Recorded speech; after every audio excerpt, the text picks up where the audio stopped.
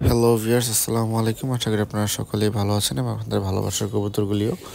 ভিডিওর শুরুতে যে সাপচিলা পেয়ারটা দেখতে পাচ্ছেন, নটটা আমার টঙ্গী হাট থেকে কালেকশন করা আর মাদিটা আমার ফ্রেন্ডের বাসার। দুইটা কবুতরই ওল্ড ব্লাড লাইনের, তাই আমি পেয়ার করছি যাতে কালারটা সুন্দর হয়, জাতটা ভালো থাকে। সবাই কবুতরগুলির জন্য দোয়া করবেন এবং যাতে ডিম বাচ্চা ক্লিয়ার হয় মাশাআল্লাহ বলবেন। যারা আমাদের চ্যানেলে নতুন, সকলে সাবস্ক্রাইব করে বেল আইকন প্রেস করে দেবেন। আর এখানে যে কবুতরগুলো দেখতে পাচ্ছেন, নটটা আমার মেইন কোবরা লাইনের কবুতর আর মাদিটা পাঙ্খি ফ্যাট, একটা ছোটো ভাইয়ের মাদি, ওর থেকে নিয়েছি বাচ্চা করার জন্য। বাচ্চা করা শেষ হলে আবার দিয়ে দিব। মাশাআল্লাহ বাচ্চাগুলি সুস্থ সবল আছে।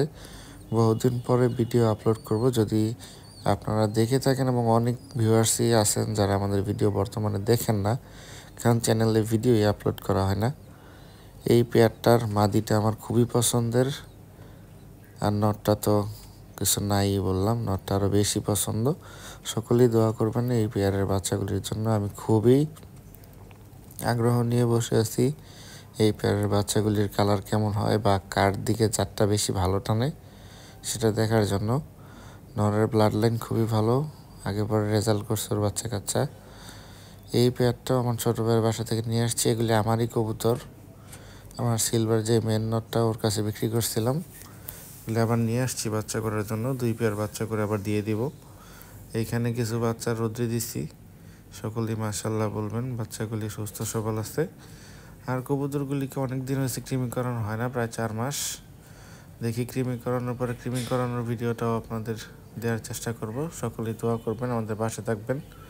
যেহেতু অনেক দিন পর ভিডিও দিতেছি, ভিডিওর রিচ কমে গেছে। চেষ্টা করবেন সকলেই ভিডিও কমেন্ট করে এবং শেয়ার করে দিতে। সবগুলো কবুতর পানি দিছি, পরে গোসল করতে যাইতেছিল, তাই সবাইকে ছেড়ে দিছি। যারা ডিমে ছিল তাদেরও ছেড়ে দিছি।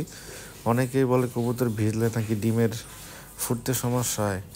আমি সিনিয়রদের কাছ থেকে শুনছি, ডিম ভিজলে বা হালকা মুছে দিলে কবুতরের ডিমের আর্দ্রতাটা সঠিকভাবে থাকে, তখন বাচ্চা হ্যাচ করতে খুবই সুবিধা হয়। তাই কবুতরকে গোসল করতে দিন সপ্তাহে 3 দিন। বর্তমানে গরম পড়তেছে, তাই চেষ্টা করবেন কবুতরকে গোসল দিতে।